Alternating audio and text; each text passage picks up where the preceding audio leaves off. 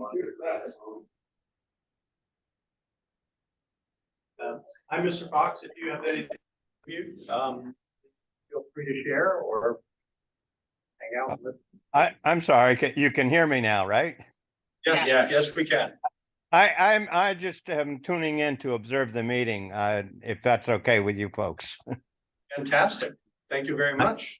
And I'm going to try to mute myself so I don't interrupt you. Sorry. Okay, no worries. Thank you. Okay, approval of minutes. Everybody have a chance to read any modification? I did, and I just think it's a matter of my understanding of it is we have for the approval of minutes for the May 4th meeting, they have Boris as the second, and my understanding is as chair, you call the motion and you get it on the floor. It's just a technicality, but I don't know if that's, I don't remember you seconding it, but then again, it was back in June, so. I have no problem with the change. We're good. Wait, exactly what is the change? It just says it was seconded by Boris, and as chair, when you pull up for the Got it. motion and a second, usually the chair does not, Right. is not involved with that. Okay. Sure you can. I don't know if we need to go just, I hate to do it, just to go back in the recording, just that little blip to see who actually All seconded right, it. we'll check. Yeah, that's all. But other than that, they look fine. Any other changes, anybody? All right, motion to approve. So moved. Second. Okay. All in favor, say aye. Aye. Opposed? Okay. Passes. Okay, old business outreach. Okay, hi, everybody. I'm Suzanne Ellery here. I am overseeing the subcommittee of business outreach. We have lost one of our members, Kyle Schrader has left. We're looking for any other people who want to join us. And I think they're the only one that's gone out in the last, actually, you said. I have names for you, I just haven't, yeah. So we have our survey tool that we use after we meet up with businesses, and I will admit that I'm kind of a just in time kind of gal, and I usually visit 2 to 3 business people in one day. So I have we have a nice list here that Sam created that we can share with everybody that has a list of everyone who's been visited so far. There's 3 more that you had it that are on there. The other thing I wanted to recommend is that people do the follow-up. I did some follow-up with a few of the businesses. They were very happy that I followed up. One, the Wildflower Salon, she's going on maternity leave, so she doesn't really want to visit right now. I did reach out to O'Reilly Auto Parts, haven't heard back from them yet, but I'm actually going to go down to JD Barber tomorrow to follow up in person, but I think that's important for us to do. Other than that, I don't know really much more to say, other than we're still trying to get our members to go out to businesses, and we have a long list. We've got over 1,500 businesses that we're trying to hit, and so far this list is about 12. So we got some work to do. Yeah. Well, I just wanted to thank you, town staff, for putting together the list. I know everybody's been asking for a list, so we have our list, so now there's no excuse. We know where the businesses are, and we have a good punch list, and I know this is also very helpful to be included, I think, regularly of what everyone does, and you know, next meeting, you'll see a lot of Bob Boris is over here, and I'll be out there doing that. And I'm grateful for all the tools you give us. Now we just need to kind of, you know, get out there and, you know, make it happen. So. Yeah. And actually, I'm not sure if you have an update, Sam, from Lauren. Do we have the updated postcards? Yes, I do want to update. So I have the cards, just stack them right there. We'll just grab them on the way out and as you want, and we'll get more printed as needed. And this report, we'll plan to put this in the EDC packet for every meeting. And of course, that goes out a handful of days before the meeting. So it won't reflect you make the interim, but I'll do what I do. We'll make this current we can. I have a logistics question. So on that survey that our business outreach folks go into, and it says follow-up requested, whose name should be in there? The EDC member or the person that you're going to follow up with? Person of the business or the person that's doing the follow-up? I forget what the actual field is on that one. I'll take a look. Let me just get back. Okay, thank you. So that's all I have. Anybody, anything else? Okay, great. And if, I was gonna bring this up in the chair report too, but pertinent here, if anybody knows of anybody enthusiastic door knocker. You know, one of the primary things we ask when someone wants to get involved here is, you know, are you willing to kind of do this kind of work? And I know it's kind of critical to everything we do. So if anybody has ideas of someone motivated to join the EDC who is good at doing this, enjoys doing this, and can kind of help us energize and step up to utilize some of the tools we've been given to do it. You know, goes without saying, let us know. Just because I'm dealing with a couple of, actually from the cannabis side or whatever, businesses has come into town so we're outreaching before, that's what I want to include you with on those. Because it's happening whether we want it or not. So when I see these trade certs that are applied for, is there any way of us getting a copy of these new people that are applying for? A lot of times they're smaller businesses and such, but I think if we can also hit them beforehand, it's starting out on the right foot with them as opposed to kind of going out. Because those are the ones I'm always interested in anyways, the ones that are coming into town. Just trying to outreach right out of the gate and as a resource. Sure. Right, because a lot of the things they have questions about will be. I mean, it's encouraging that we had 8 trade certs, you know, so that means someone is filing for it, so. Maybe in the subcommittee, you could, when we have our next meeting, you could discuss like assigning somebody to the new businesses. Or in some way, you know, some mechanism where. Yeah, we recognize that it may not be a bricks and mortar, but it's just a matter of having something to even if we're sending out the card. Yeah. Or something to introduce, right out of the gate, so. The person that Kyle that left, what's the involvement for somebody? We're looking for somebody, what would we tell them there? Are they doing it once a month? Is this a bi-weekly meetings or It's once a month. once a month meetings and then It's asking to go door to door and? They could go more. Oh, yeah. Yeah, but the meeting with the subcommittee is just once a month. It's the 4th Tuesday. And it's during the day though, right? It's in the morning, but that could be changed. Okay, So we're flexible. okay. And someone like a Kyle, and I don't know, but he was not tied to a desk, so he was someone that was out there. I'm out there more. Though I have been tied more to a desk, but that's the ideal, someone that's out there already. Yeah. That on their own business and use it as a tie-in, you know, that I have here, so. Thank you for everything you're doing. Appreciate it. Sure. And we'll try to match it with our efforts. Yes, sir. Are you going to talk about the plan of conservation and development, possibly the connection to business outreach and your report?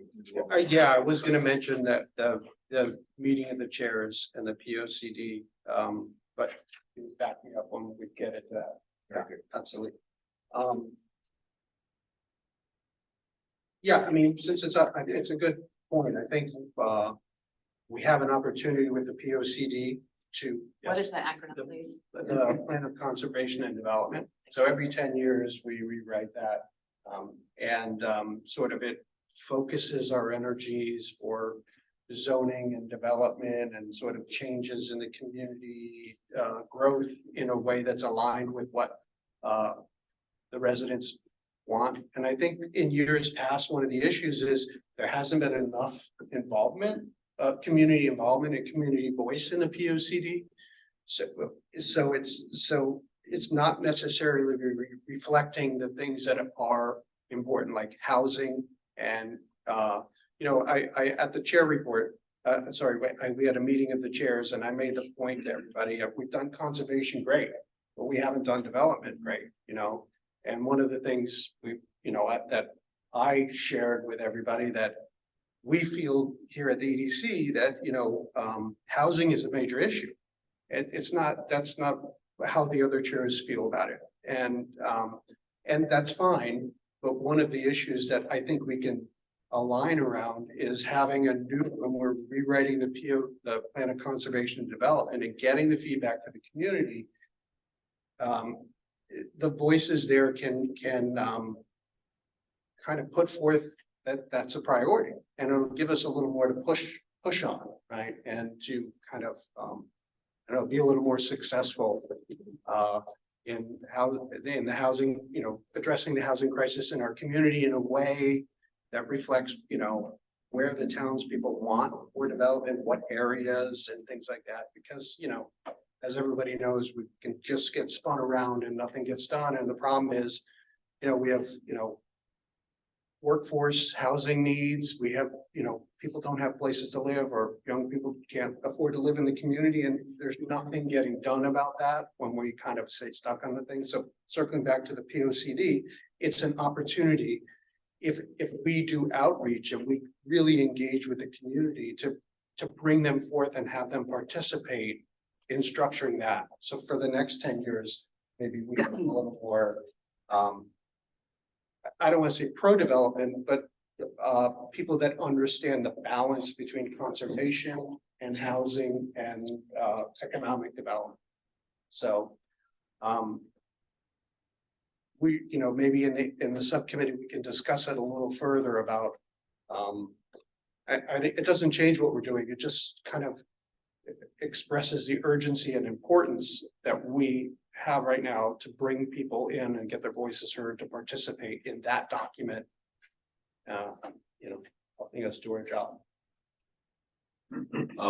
One thing I've heard loud and clear a lot this summer, because especially when taxes are due, is we always focus on business outreach and what could, economic development is more than business.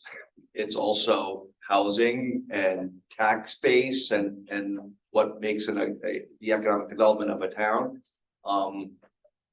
The feedback I've gotten loud and clear from non-business owners is, what are you guys doing putting all this land? So the perfect example, I give up the school on the corner there. Manchester. Is that Gloucester, the one they want to make parks and everyone, we need more? And they're seeing the taxes go up, and they're not seeing any of the properties that we have, the ability to have be tax generating properties that have come off the town side. And they're trying to figure out what's that all about, because as we keep on supplying fields and open space, that all costs money, so you have to fund it. But we're not offsetting it anywhere else. So the only way you can do that is vis-a-vis raising taxes. So one thing I think we have to start opening our ears a little bit is, yeah, businesses are primary, but there's a tax base out there that's trying to figure out, what are we doing here? And then they see the news reports of I haven't been to a council meeting, but the infighting that's going on there and such, and they don't see anything being done from that standpoint. We do have a good amount of fixed income retirees. We know that the town itself is kind of demographically shrinking, never a good sign. You have to look at the other side of that too. Someone that's coming in new is, well, why would I want to pay these taxes when it might be a little bit lower to move somewhere else? So there's a lot of different things that come into building housing, but are we conducive to someone coming in to take advantage of it? So I just never like to lose grasp with that. And I heard a lot of it. So Yeah, just a connection between the business outreach and the plan of conservation and development. Within this committee of the chairs meeting, the planning department staff basically did an introduction and saying, we want to do a better job with this public engagement, which is really similar to outreach. And we want more people involved. There really haven't been a large number of people involved in these past practices. And what happens basically is decisions and direction and policy from a conservation and development standpoint is made by fewer people rather than the silent majority. And specific to business outreach, the highest number of businesses that we've ever touched in 1 year was during COVID, which is kind of strange. But the reason is that EDC members had a clear mission. They knew, we got to get out there, try to help these businesses, throw them a lifeline. We had, I think, some cards, gave them resources, gave them some hope. And I think that helped the EDC in driving their mission. I see that the plan of conservation and development is a similar mission. if we're talking to businesses and commercial property owners and telling them, now is your time to engage, you need to make your own home. You need to participate in these surveys, you need to participate on our online meetings, et cetera. Because your input is gonna have a direct bearing on this plan, which is gonna be locked up for 10 years. I think that's a strong message. Maybe similar to the message we were making going door to door during COVID. So that's the connection. It's not that we always have to give something. You want to build that relationship. But if you tell them now is the time, it's really, really important that you participate. I think they can sink their teeth into this plan update. Yeah, I totally agree, Paige. And the point is, I don't think people understand how important the plan of conservation and development is. Like, everything is referred to, is this consistent with our P O C D? It's the Bible. So to Bill's point, like, this is the time you get those voices, the taxpayers there, all walks of life, all discussion, all interests need to participate. So the more we can do outreach and make people understand that this is a critical thing to, it's a synergistic thing and it could do well by the town because, we have to make progress on some of these things and, the previous P O C D and where we are, it's, the last thing I'll say about the meeting of the chairs, everybody's doing their job great. These chairmen are doing great. But there's not a synergy, like conservation is doing conservation to the nines, but there's no development. I said, like I said before, we did conservation great, and nobody wants to stop conservation, but there is a balance for a healthy community. And so I think the P O C D is the area where, we have a robust discussion, come up with a plan, and then we have, a solid ground to grow from there. So more integrated into outreach. I would say, well, just being on the council and seeing it from that point perspective, the schools, a lot of it ends up coming to the not in my backyard thing. Colchester happens to be in my backyard. When I saw the Knowing Garden school put into the Knowing Garden, that was an opportunity back then, and I thought, we had a council going saying it could be 55 and over housing. And there were comments coming out of the community that, well, that brings ambulances and noise at night. And, to us, from our point of view, it was a taxing issue. It's a property that was worth approximately $2 million back then. And we've watched the property, almost nothing happened with it. Those frustrating things that we see and that people see and they come to us, I let them know that happened in the P O C D meeting 8 years before the decision was ever made. Like, a lot of the general direction that we go is based on these little meetings that most of us don't attend or go to because we don't think we have time. I think it is important for people to know that the whole P O C D thing rings true with me because I was fighting folks to fill out their every 10-year census papers. And for people, and I had families that told me they did not want to be tracked. They didn't want to they didn't want to fill it out for specific reasons. They didn't think the government, they didn't want to know how many people live in a house. They didn't, a lot of information. The only problem is when you have 6 people in your home. That represents about $10,000 a year per person in federal funding for 10 years. And the POCD acts a lot in the same way. There's decisions that we will be forced to make, or the council will, because they said, well, we all agreed on this. And maybe the POCD I thought was too long of a document as far as time-wise, because it doesn't give you the ability to change. I don't know if you could do it every 5 years because it is such a production. Or it's something where, because even the census to me doesn't, because now we're stuck with saying that less people live here. And I think if any of us drive on the roads, we all have a deep understanding that's not true. I think a lot of that people not filling out the census, but that's another just an example. I think of what's happening with POCD. And again, the schools, I think we have made some movement since I got off the council. By the time I got off the council, I just thought every single school we ever had was just going to sit vacant. That had to do with the economy at the time, but I think we had two planners that came in, Paige and John, that were aggressive and actually going out and looking for people to get into places. But we have a couple things moving forward now. I think even the Mystic Education Center, I mean, that's like something that we don't want to talk about either. Right? It's like, we have the world's best problems. We have this property that's in the middle of the world's #4 forest. But those are things that we struggle to talk about because there is a lot of not in my backyard. I think if we not be afraid of people that are, because there are conservation people that the car they're driving is they believe they want to conserve every last piece of, they're saving every last tree from another development. And you may not be able to change all those folks, but if we get enough of the other voices that say within reason, because none of us want to live. We'd live in New York City if that's where we wanted to live. I like trees too, but we have to figure out a way to balance it. And I think that balances out when we have more voices. And, you know, to your point, I should be knocking on doors. Like, I do believe it. I sound good at doors, but I gotta get to the door. Is it possible to add a question like, do you know what the POCD is? And, you know, are you, you know, when we're I asking think we're people. jumping ahead too fast on that. We're just trying to get to know who the ECD is, Yeah. period. Like, that's our one thing. And so far, not a single person I've talked to knows who we are. So to jump into this more sophisticated, oh, and by the way, there's this other thing called POCD, and it's why it's important. And it's like, we just want them to like, at least know what we're doing, what resources we have for them. I wish we had something more tangible to offer them, like, you know, understanding like what grants they might be able to get, or like the small facade work we talked about. Like, I know maybe information in the fall, you talked about, we might have more information to say, hey, by the way, go here, you might qualify for fill in the blank. That would add to our value of who we are, not just knocking the door, hey, this is who we are. Bob, if I could, and I appreciate that.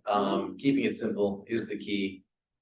It's an urgent issue with the POCD, but a lot of those forums and those discussions are gonna happen beginning calendar year 2024.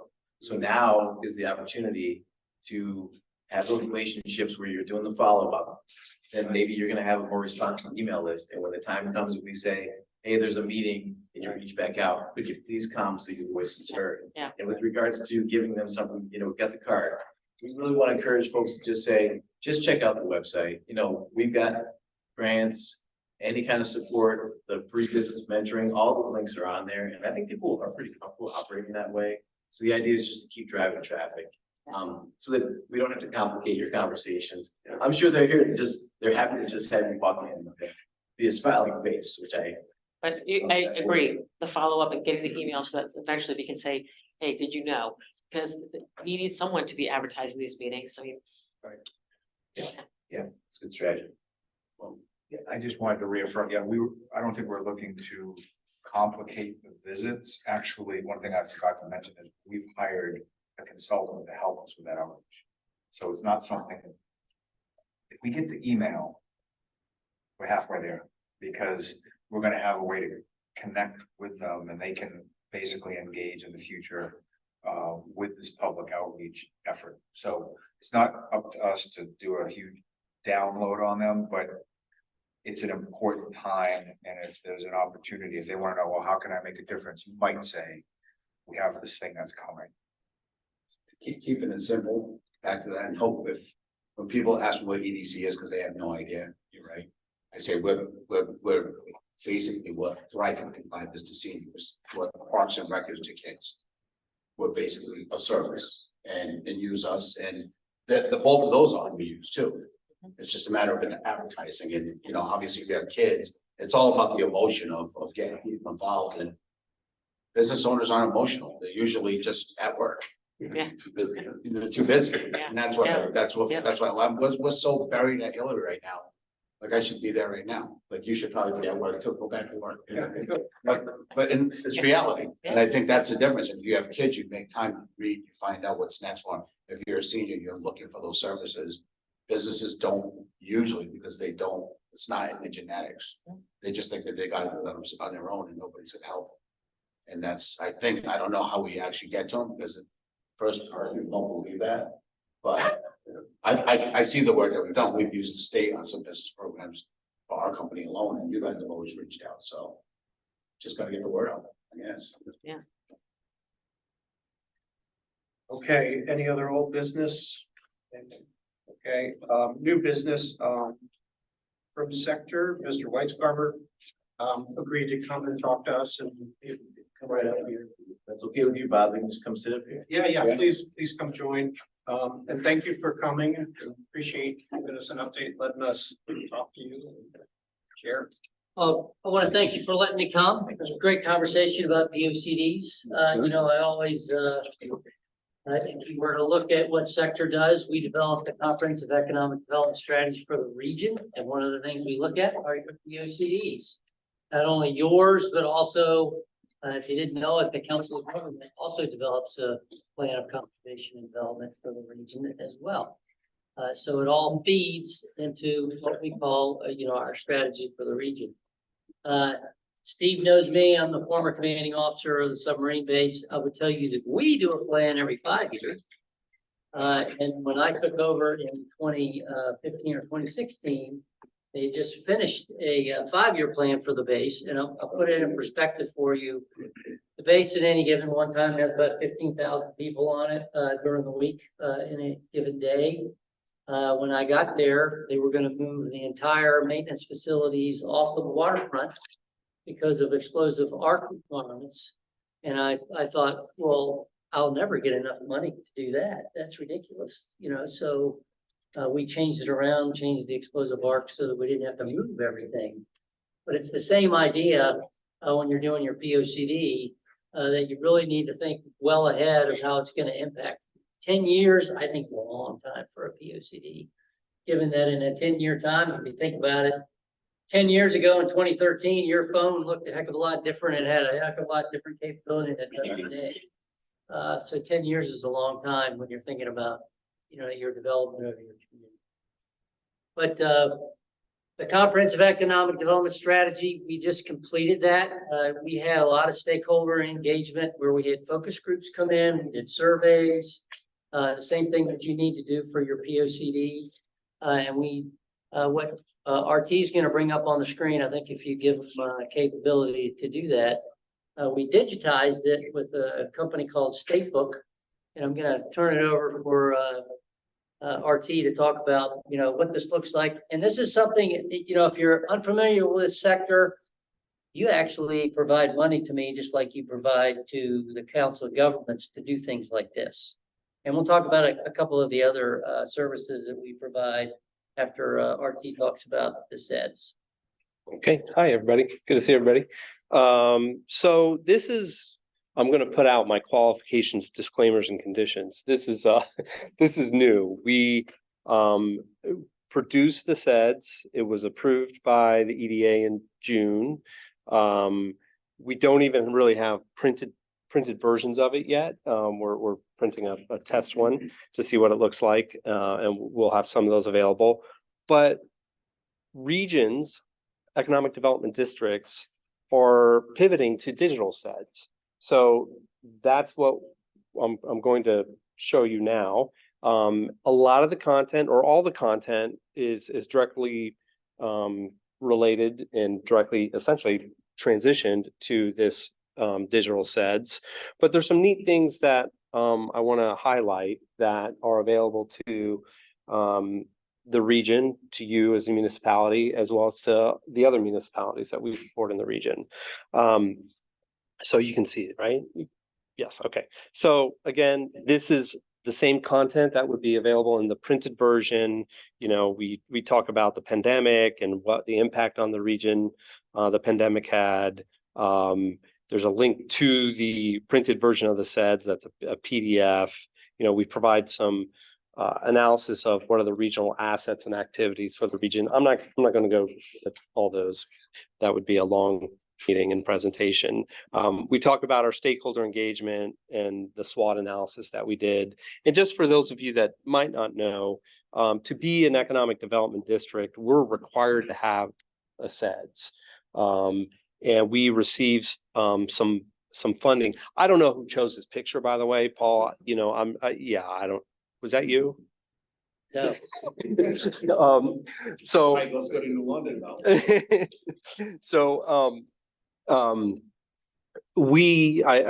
think this is exciting for us as an organization.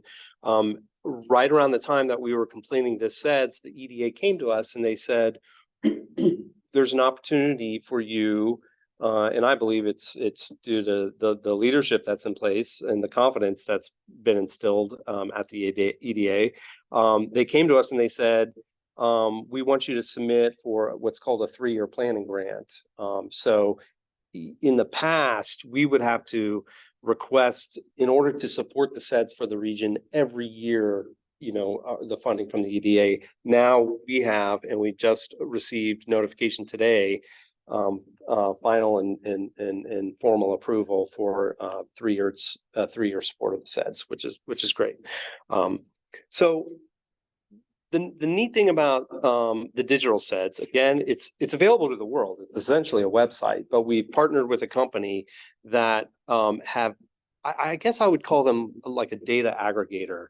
All the census data is available, not to get too technical geeky, but for those of you who might have somewhat of a technical background, all the census data is available by an API. So this partner, can electronically pull in the census data and make it easier for people to navigate. For the layperson to try to figure out, well, what's the population change, as you were just discussing, in the city of Groton? It's really hard to navigate the census tables. But here, we have a regional tool where someone can go, all right, they can click on the data center. This is a live demo. Live demos are always dangerous, right?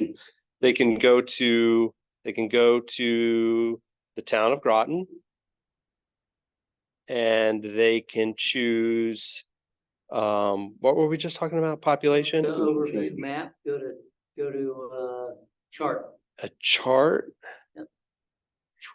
And here we've got the town of Groton, and we can see that population decline that you folks were just discussing from 2017 to 2021.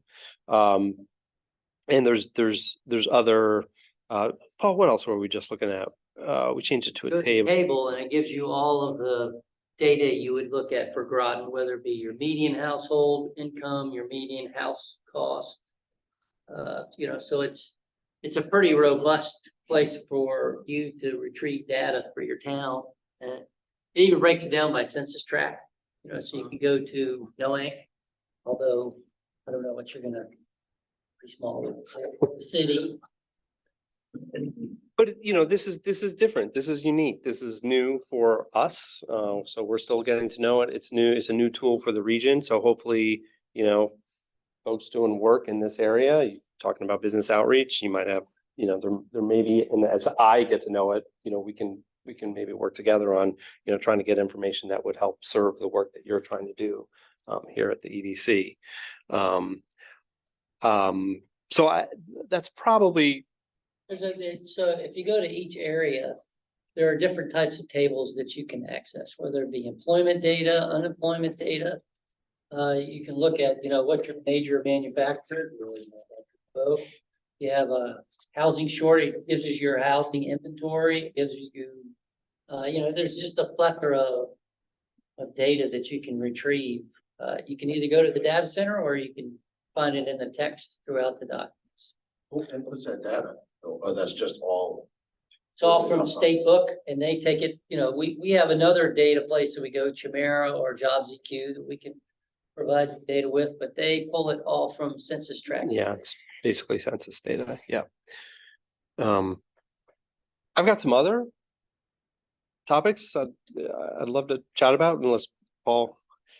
No, so I would also, if you go to the, what is it, the strategic. Oh, yes. Actions, I think those are significant for the region. But you guys were talking about housing shortages, and I love the way Paige points it out. It's housing shortage in every price point. It doesn't have to be affordable housing. I know Groton meets their 1030G requirements of 10%. Other municipalities in the region, like Ledyard is, I think, is like 4 or 5%. But it's every price point, and it's all associated with inventory, right? Because I'm on planning and zoning in Ledyard.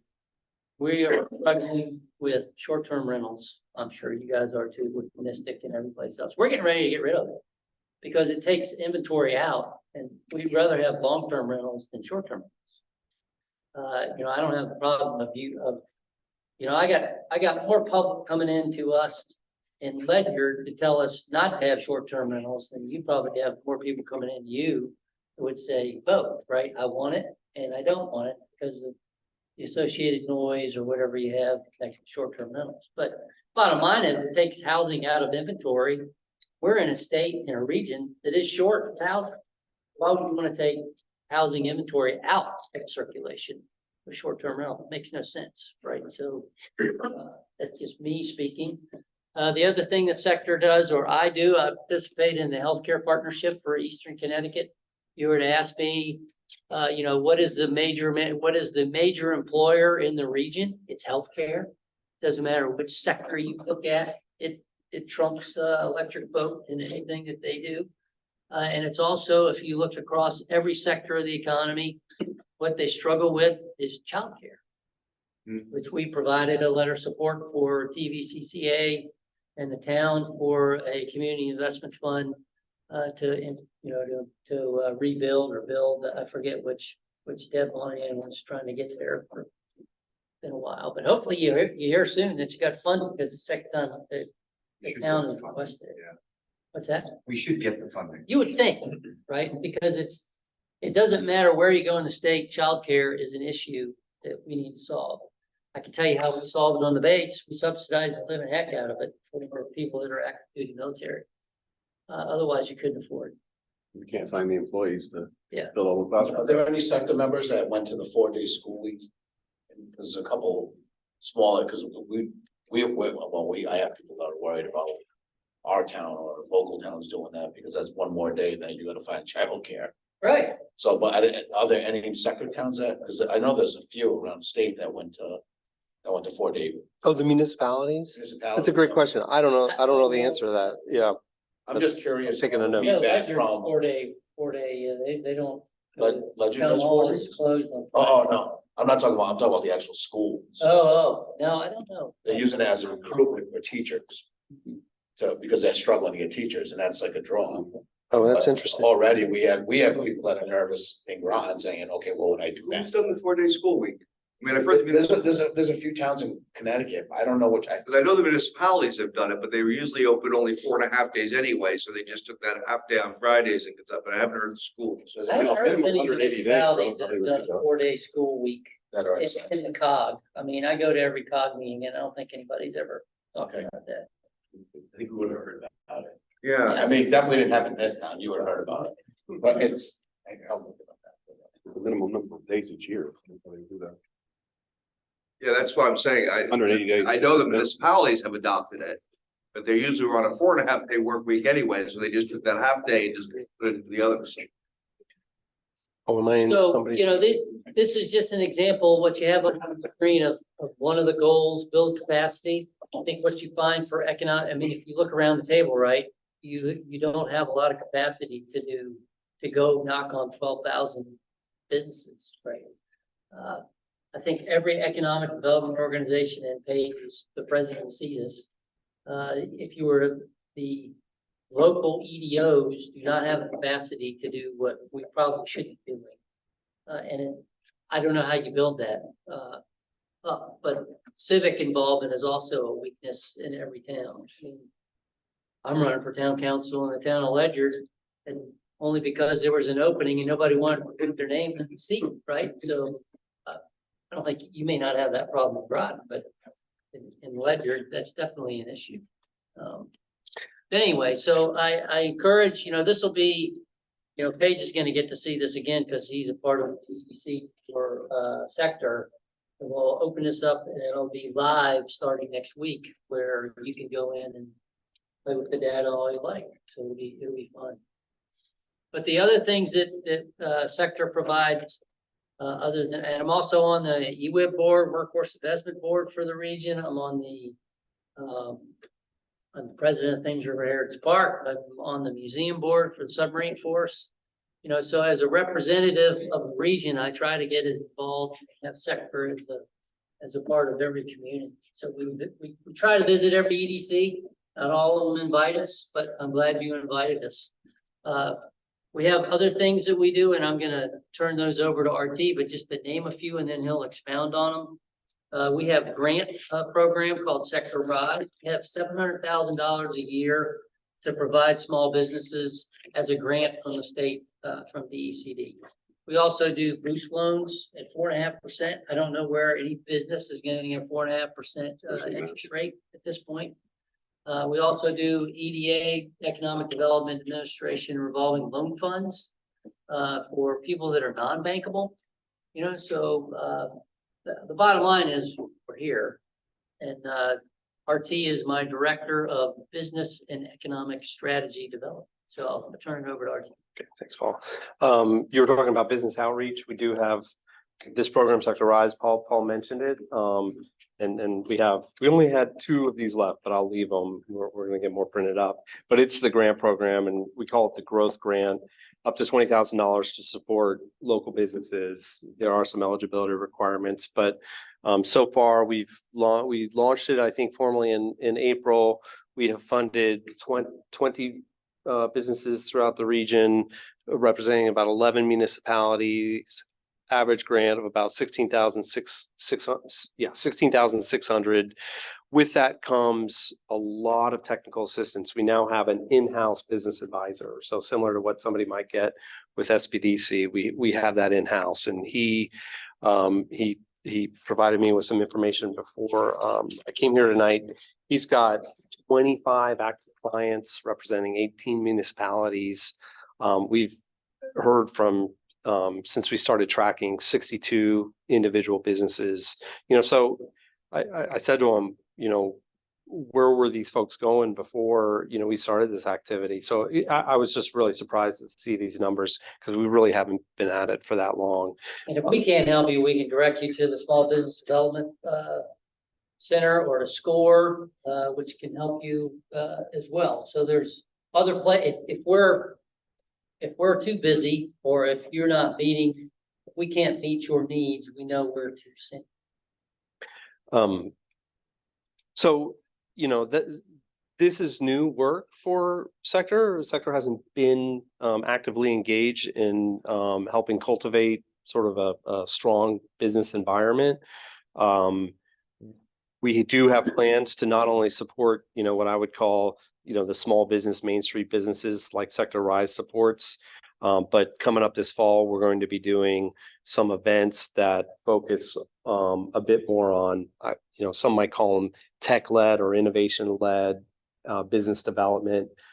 So, you know, we are thinking holistically about how to develop an ecosystem for the cultivation of a diverse set of businesses in the region, which again is new. You know, that hasn't been present in the region. So it's going to take some time to build, but you know, we have the funding to do that, and you know, we've got some experienced folks in the office now that can help us really operationalize that and get those programs out the door. So I'm super excited about that.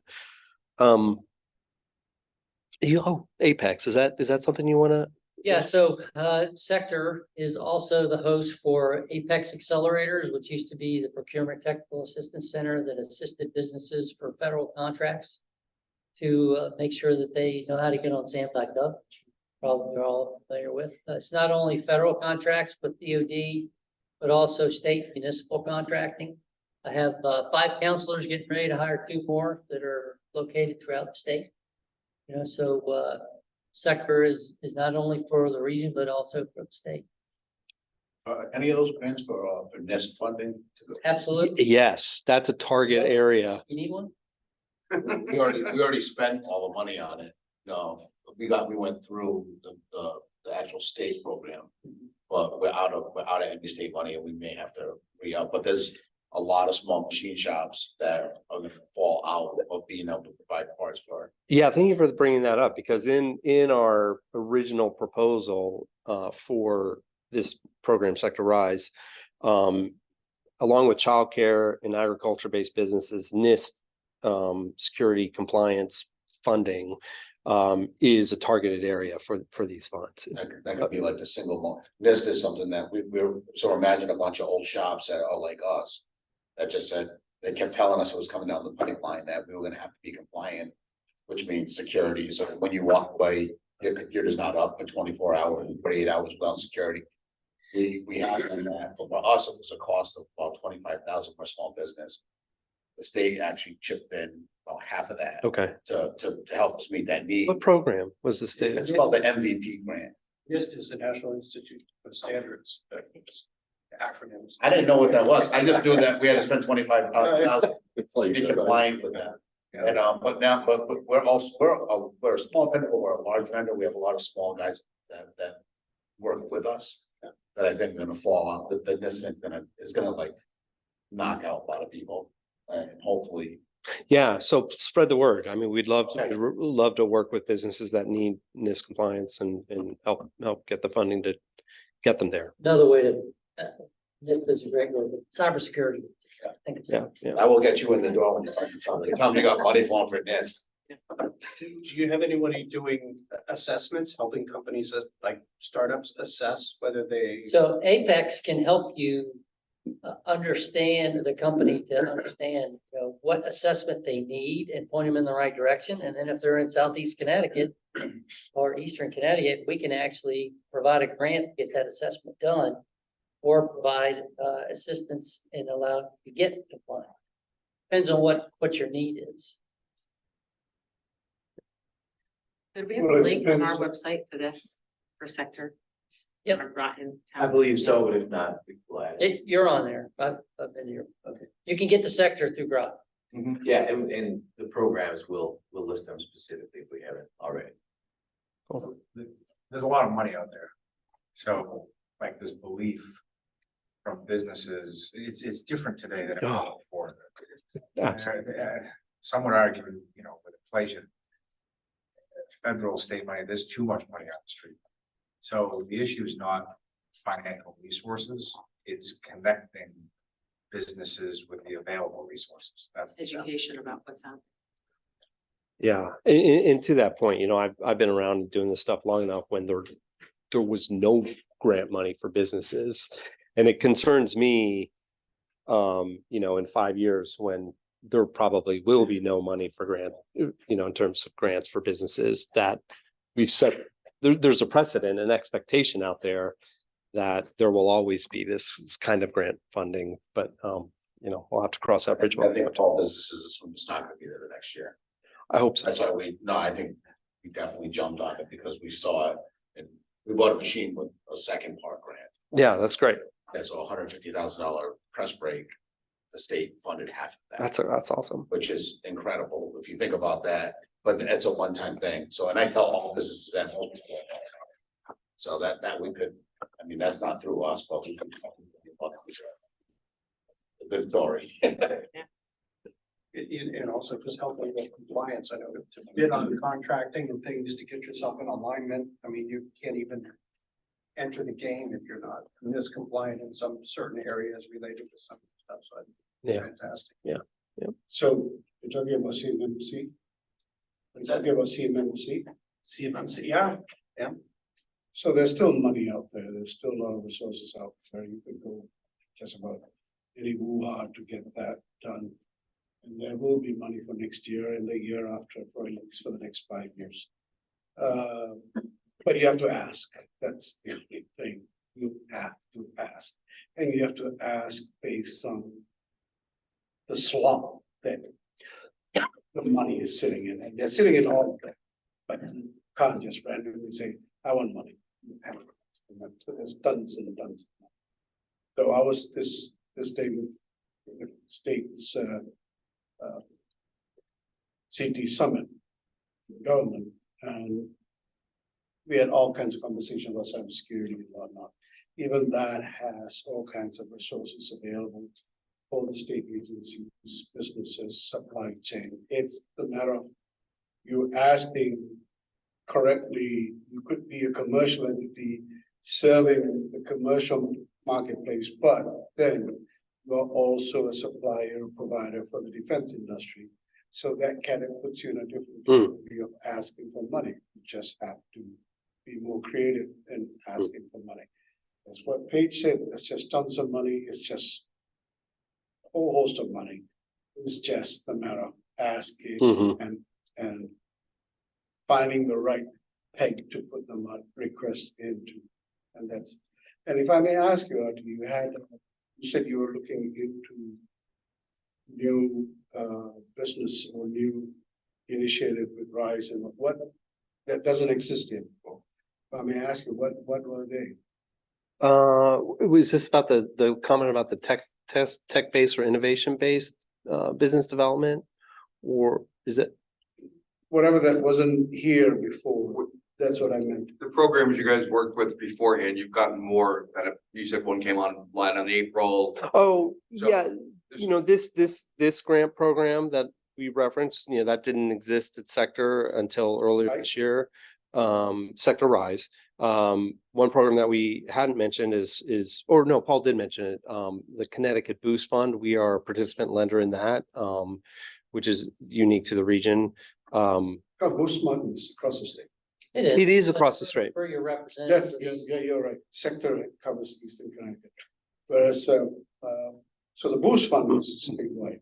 Yes. Mhm, Headco is doing it, Salma is doing it. that's correct. Yep. Eastern Connecticut, we have Sector. Yep. to put that across. Yep. But you directly distribute Boost Fund Correct. versus going to the state. You go through a third party, if I'm not wrong. So to the way- assess the- Yeah, so the way the Boost Fund works, it's sponsored by the state. I think there are 7 to 8 different entities that can provide you 5 entities, but you go to a website. You fill in the paperwork or fill in the things and it will align you with a provider. Or you can ask, if you're on the eastern part of the state, you can ask for Sector. Maximum loan amount is $500,000 for a small business. We would like to do things less than that, don't mind, but most of our loans through Boost have been in the above 300,000 range. Because the people the businesses that know about Boost, I don't want to call them smart people that are out there that kind of keep their ear to the ground. They know about the program, they know it's 4.5% and they're on it. It's the small businesses that really don't know about it, that the program was really meant to feed. That, you know, the complaint from Hartford is you're not servicing the people who wanted you to service. Yeah. Oh, I was just, I have to get my granddaughter, I guess 95 got backed up and my wife's okay. But I've worked with Sector for 3 years. I'm a banker and Oh, great. to you, point is you guys didn't have all those programs, but you were always that first non-bankable sector as a resource. Yep. Over all the years I've worked with them, so I know Susan said, I'd like to be able to go into businesses and have something for them. Right off the bat, Sector, because you guys have much more now and a resource for small businesses. They're not as sophisticated. They don't have someone, the comptrollers are looking for these different programs. They don't know what they don't know. Especially the small grants, you know, for little stuff, so. But Yeah. we're looking to change that so that the banks will participate, Well, not bring us with that. we do participate with Sector, but we basically, they do the underwriting for us, and the guy I worked with for years who finally retired. The banks kind of spread it out, so we are involved with Sector from that type of program, but that's a little different. That's a different type of lending. This is more the grants and the state stuff that we can refer over, saying this is the place to go to as a resource because they are open to all the different areas. Especially with the planning aspect that the smaller businesses have the idea, but not the wherewithal of how do I put this on paper? What's my vision? What's my plan?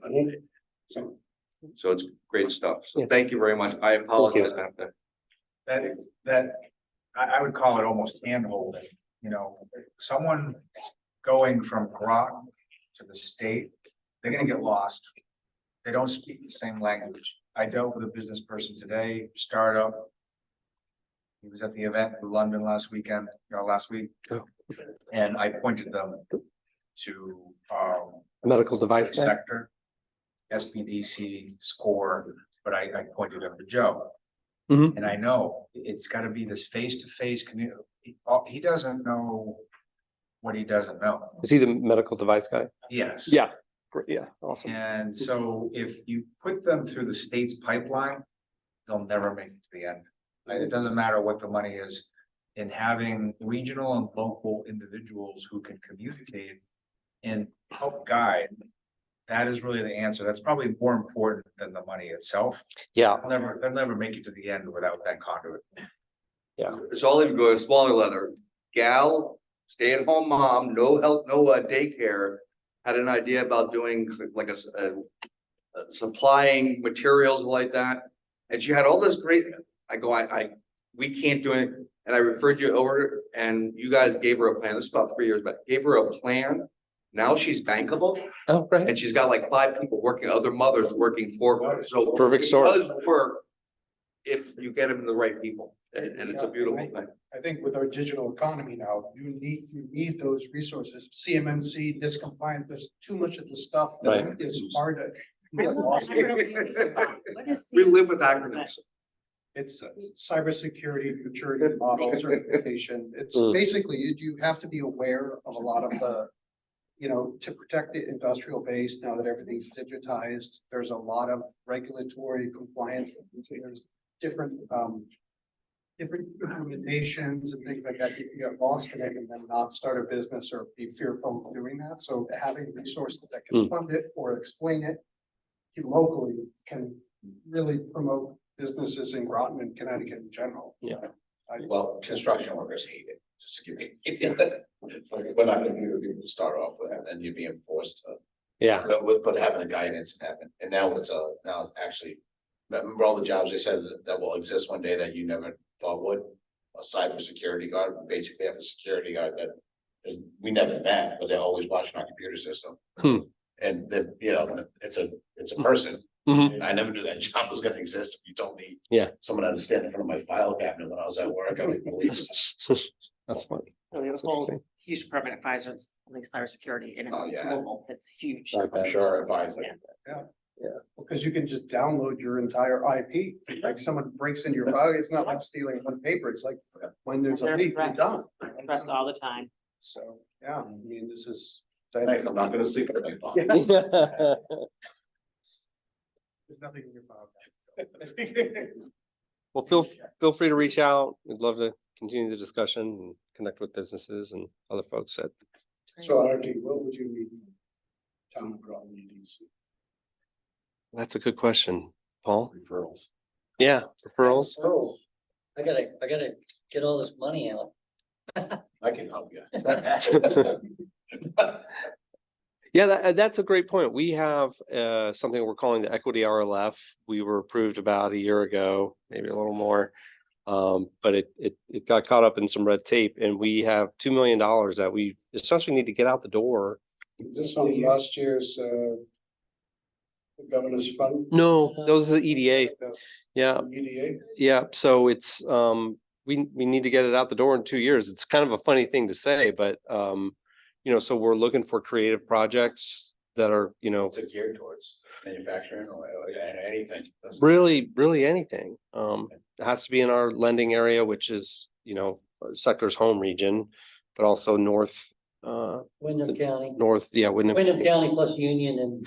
so Oh, I looked it up. Ellington and Vernon are the 2 school districts I went to, Oh, interesting. or 2 Connecticut, and only, I mean, my daughter has a school age kid, and they're already, people get nervous because Yeah. the Campbell's knows another 10th thing, and all of a sudden next year, everyone's 4 days, people get nervous thinking about it. Well, I'm hopefully sure. the day longer. I don't think the day's longer. I think it has to do with they aligning them with town departments and. Yeah. And everything else. They may be. I don't know how they figured it out. Hmm. Teaching wise, but either way. I'd love to do Are more they of on these. our website? That's a great thing. I get more. of You- these. Yeah, we just need to have more printed up. And you're on mine. Great. Yeah. Get a page, and then I can. I think for town, okay.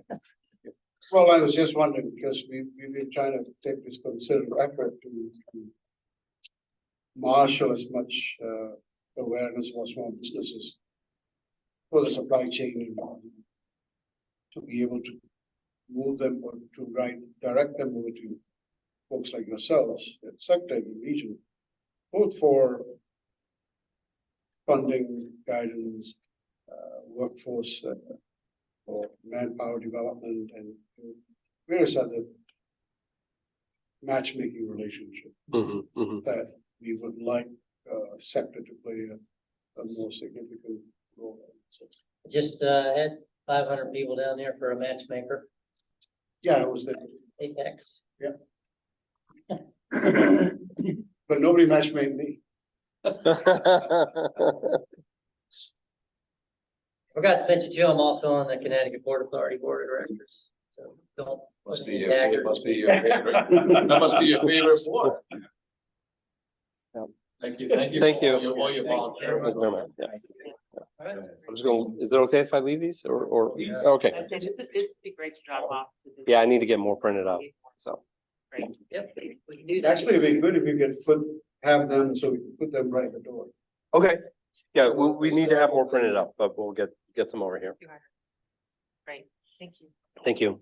Good seeing everybody. Thank you. Any other new business? This isn't new, I just want to pass these out to you guys.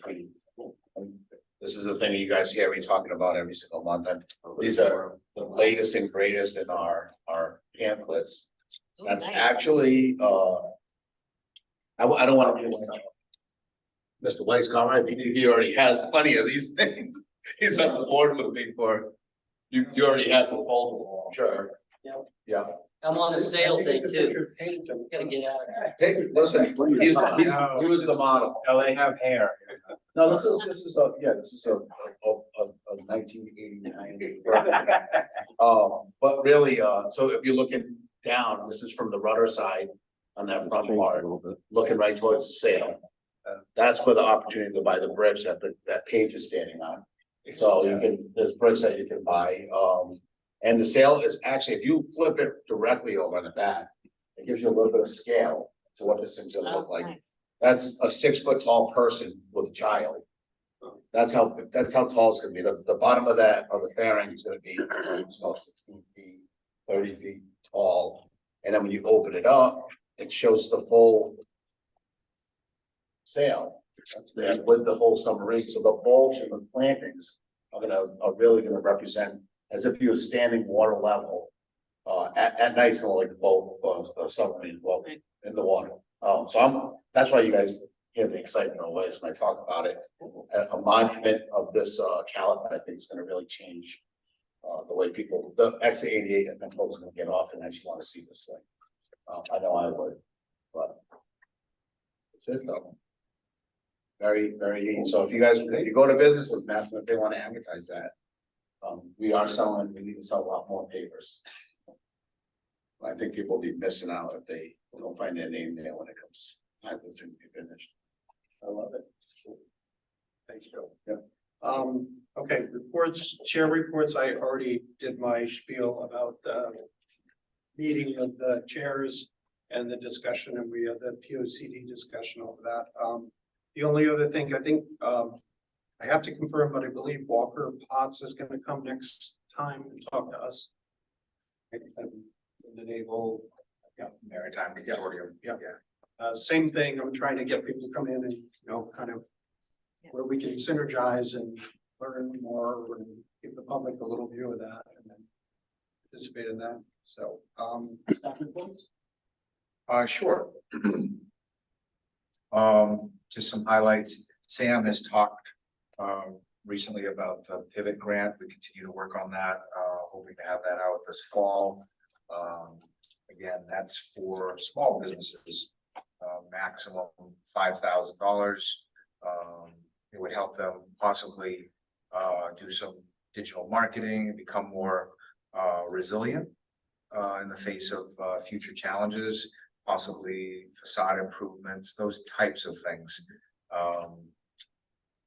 We're also continuing with our community challenge grant with the Quantic area. Back and forth with the state is ongoing. Sam's been coordinating the details, a lot of communication and conversations, but we did receive a sizable grant and we're pretty excited to jumpstart that project. Got multiple components, but before we get the money, we've got to get through the state's legal agreement phase. How much money are we talking about? Excuse me? How much money?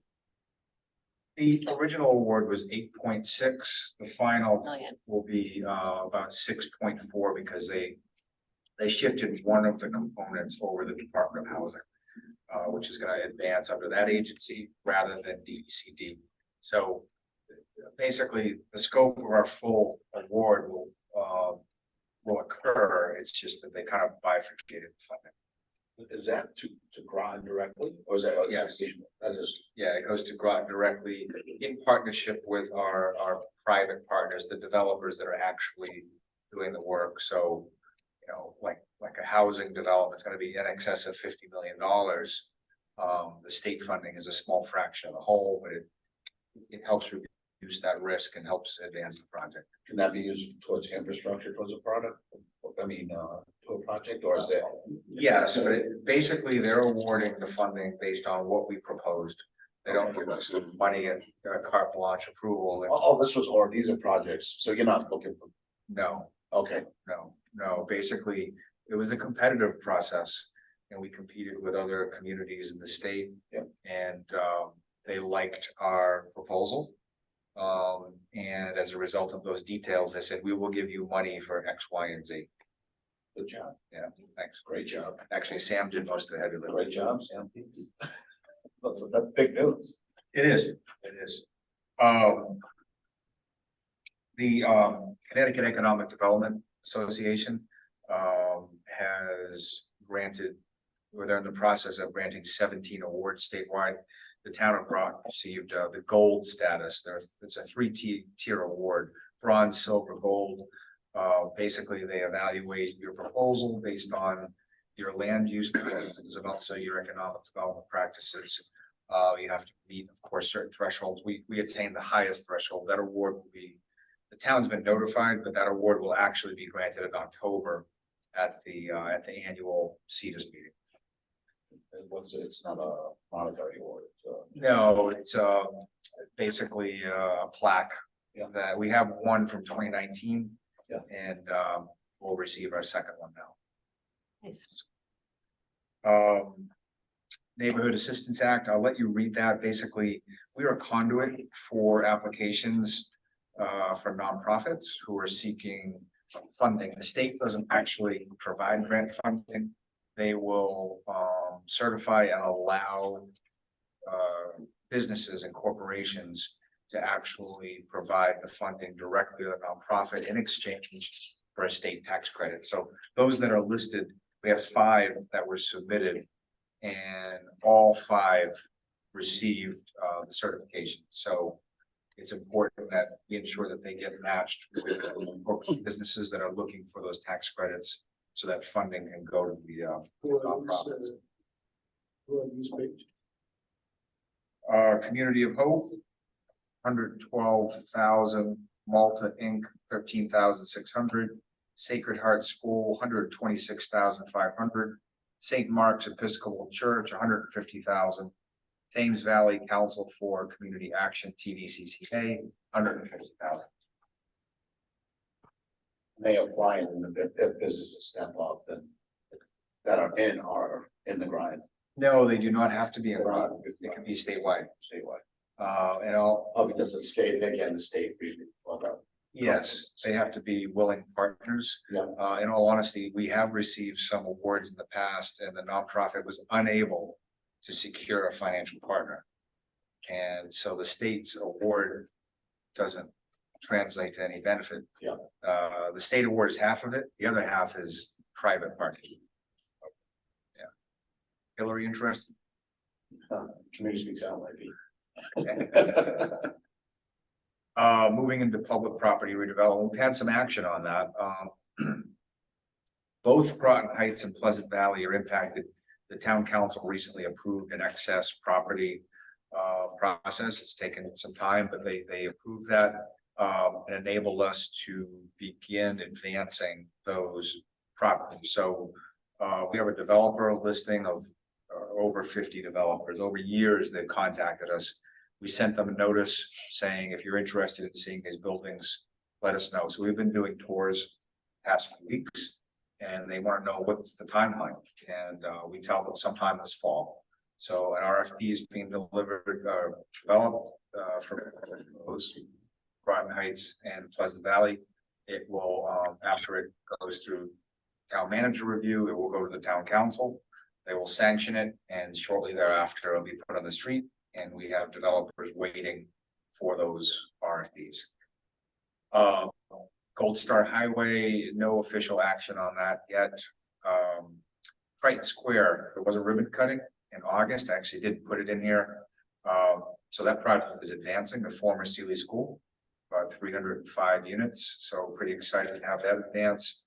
Colonel Ledyard School, closing is next week with the developer and the town, I believe, August 14th.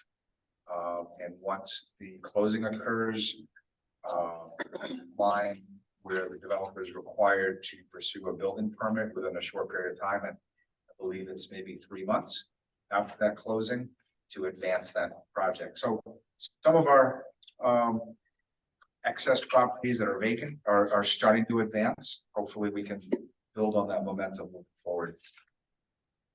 I think the last point I'd bring up, I always talk about unemployment data. You can read that chart, about the same spot we were last month. We're always a month behind with the unemployment data.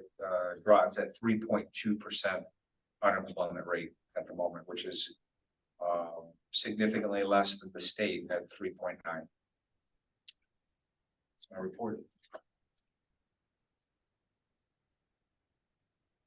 That's it. Anything, Sam, or good? Okay. Good, thanks. Probably less than 3.2%. Because the businesses I go to, I don't go, it's at lunch. I eat out opposite. I see that. We have restaurants that close Mondays now.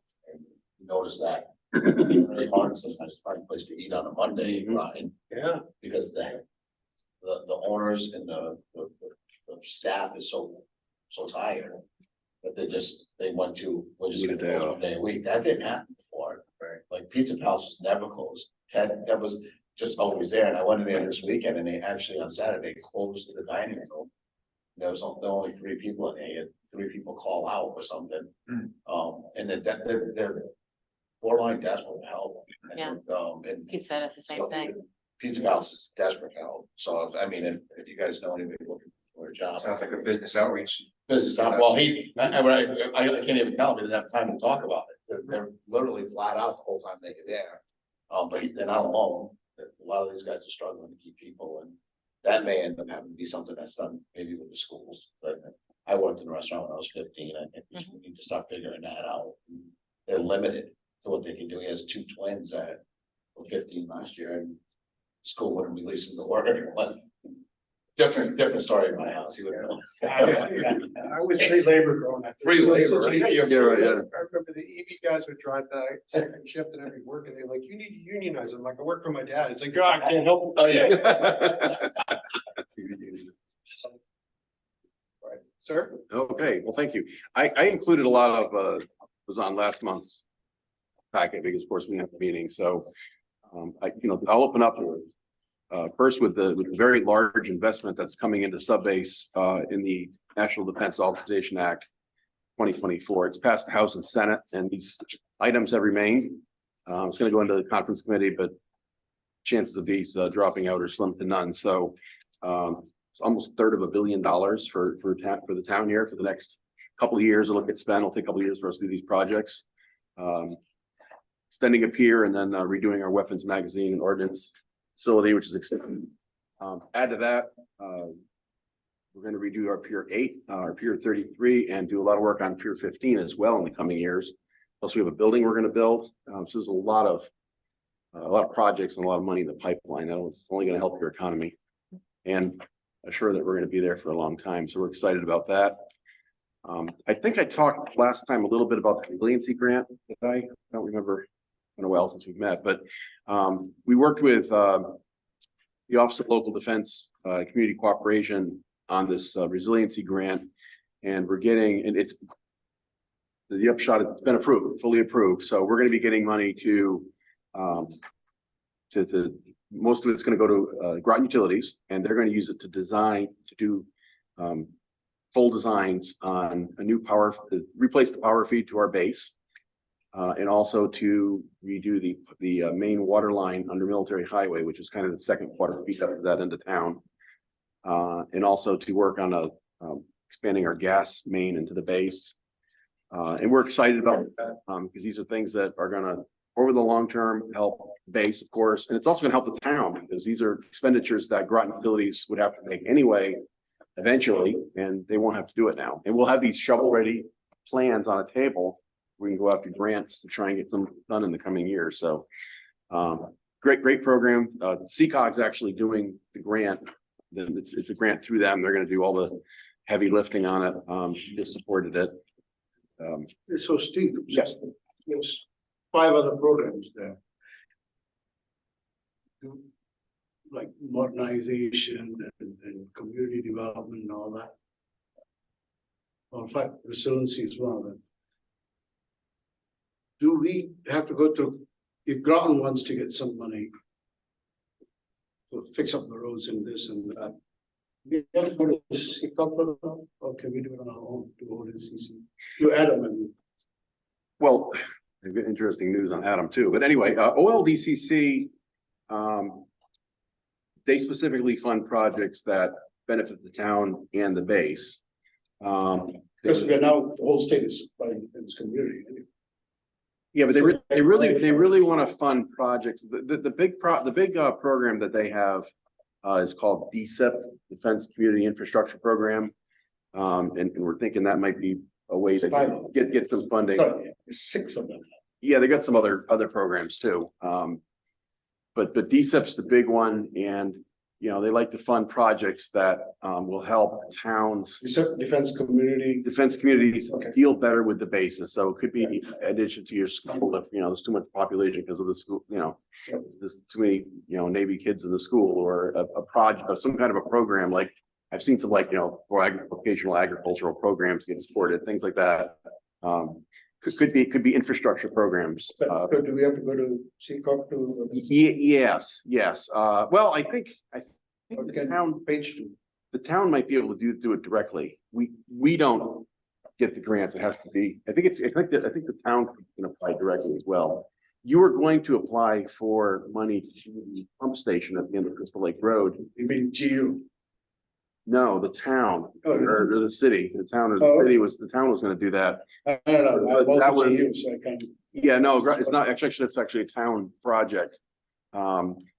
Greg's involved in that, but that's actually on Navy property, and at that time they couldn't fund that, even though you leased the property from us to have it. They've changed the law, so those kinds of things are allowed now, but that project's already done. So The reason why I asked that because New London is looking to upgrade internet access for everybody, and because they are part of defense control. So let them do a couple of programs at OLDCCS. yeah, it's called modernizing. One of the items was modernizing. yeah, they got some other programs. These are the ones that I'm familiar with that you know we deal with. But the program It's getting a lot of money. Yeah, it's great, and it really you know, again, it shines the light on those great partnerships that we have between the base and Groton Utilities. Groton Utilities is doing hydrant flushing for us now. They just finished it. Something that we've been trying to do on base. We just don't have time. There's many other, you know, issues. And so they've in like a month, they came and did all our hydrant flushing, and it was very reasonably priced. So we love it. They're going to start doing our water testing in our housing, federal requirement for that. They're going to start doing that soon. We're working with Connecticut DOT. They did some drainage improvements in front of our house, in front of our base. And we've got a big 6-foot pipe that goes under our gate, which is failing. And we're going to get that fixed through a contract with the state. They're going to reline that pipe. And it's like costing us, I forget the numbers, don't quote me, $400,000 or $500,000 versus we thought it was a $2 million project. Huge savings because of the technology they're able to use and stuff. So these partnerships are great for the base, and you know, Captain loves them. It saves a lot of money. We had a tunnel that goes from lower base to upper base. We had that was painted. It had lead paint in there. It was all peeling. We couldn't clean it up. Lead paint, the hazard. So we just got that. We just got that redone for $130,000. And it was, you know, we were figuring it's going to be more like a $250,000 project. So it's really great. We have a new command master chief on base, and I'll let you read up a little bit on him. He's from Florida, and He actually served on, I think, yeah, he served on the San Juan, which we'll talk about here in a minute. There's a new program for folks to get electric chargers, car chargers up at Navy Housing, which is exciting. It's a new program. I don't know if you heard, we had a fire on base last Monday morning, very early. There's a small court of five, I think it's five old Navy houses there that we actually aren't even using anymore. They were vacant, and two of them went up in flames. I think it was an electrical issue with a tree falling or something. But one of the watchstanders down in the piers, and he sees smoke and a glow, and he calls it in. It's like, crazy, yeah. Not why they're not using them. Yeah. No, they're just empty. You know, when they did the privatization of the housing, all that basically went off base, and they all need work. So they haven't been occupied. Actually, they're slated to probably be demoed here at some point. So Is that included in our housing stuff? How many, do we include that, or we keep that off? Alpha 80 property. It's included. Oh, it is. Yeah. So there's some, but there's some that, it can't be a large number. no, it's only five. Oh, five. It's nothing, yeah. Oh, okay. Yeah, they're single family, so they're, so it's kind of a feel-good story. Chief Petty Officer Frank Bennett had his 100th birthday. We had a little event at the base, and there's a letter here that was written by the captain to him and some of the accolades that he had. So it's kind of fun. And the last thing I'll mention is the USS San Juan, which I've talked about a little bit with our new CMC. Just left subbase for the last time. It's being decommissioned. It's always sad to see one of our boats go.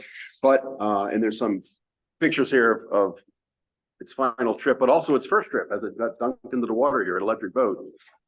Just kind of fun. And then there was I just happened to see this stamp that they had at the post office when it was commissioned back in '86, when I got out of high school. So it's been around a while. But on the flip side, Hyman Rickover, which is the newest boat in the Virginia class, is going to be at the subbase pretty soon, and it's going to be commissioned, I think, October 14th. So goes and one comes. So it's always exciting. That's awesome. Questions or anything? Are there any descendants of recover over here? Good question. I'm not sure. I don't know the answer to that. Chris Ended would probably know, but I don't. Thank you very much. All right. We don't have a forum meeting. What happens now?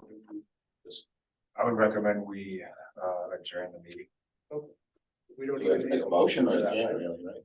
We just do it. We fade into the night. Yeah. We have slowly slipped into. I think we've got. Hand up here. Oh, Okay. But without a quorum, it's just. Yeah, I would suggest we. If somebody's got a hand. Okay. I'm Mr. Fox. Hi, can you hear me now? Yes, absolutely.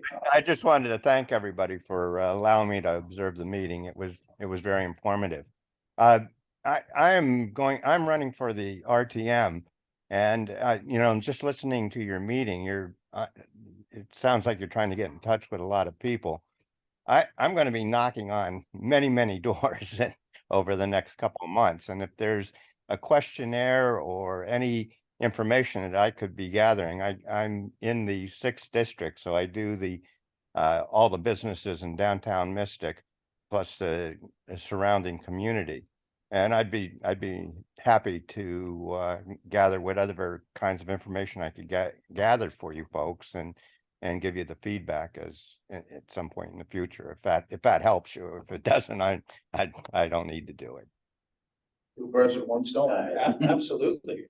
I'll just say I appreciate it. We have a web link that's been established. It's called grotonbusiness.com. Mhm. And if Okay. businesses go to that site, they can learn about the EDC. They can learn about the support that the EDC provides. They can register and they can fill out a survey about their business. Okay. So if you did only that, we would appreciate it. Or even any complaints or whatever, once they register. And Yeah, share I'm issues. sure I'll hear a lot of that, but Once it's in the I'll- email, it's. I'll let you just- know what comes up from this door knocking I'm doing. And again, I appreciate you allowing me to sit in on your meeting here tonight. Then thank you very much. And if you bet. want to email one of us, so we have your contact information, we can follow up and see if we can't draft you to do more. Yeah, good luck on your election. Yeah. Okay, I'll do that. Thank you. All right, appreciate it. We're gonna adjourn the meeting. Done.